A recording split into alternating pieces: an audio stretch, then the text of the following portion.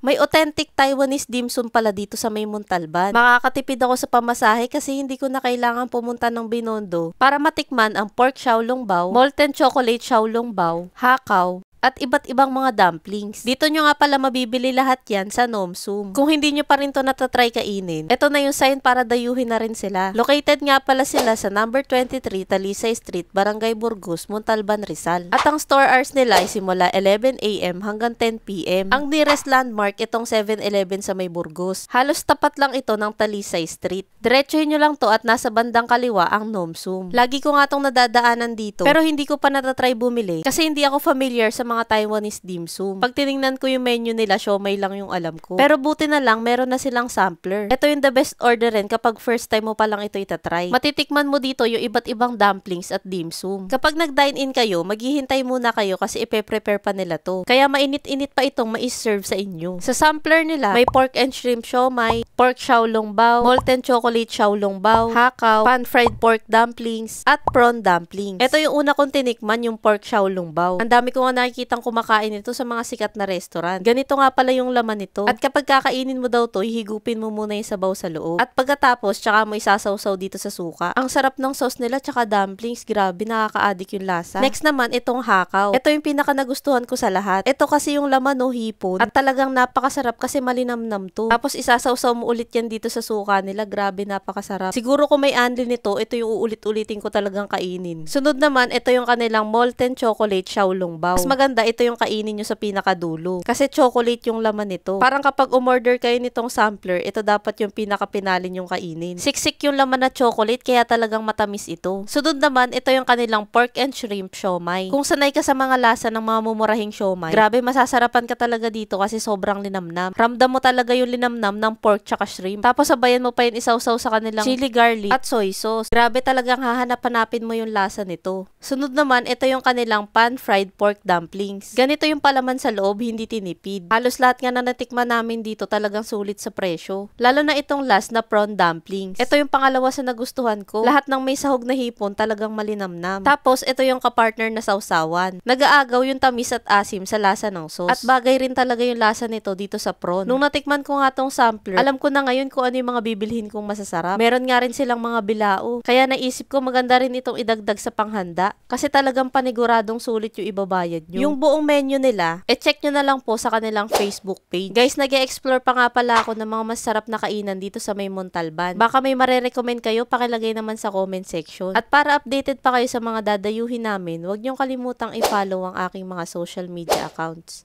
Yun lang, maraming salamat sa panonood. Bye! Oh my God. Kaubo.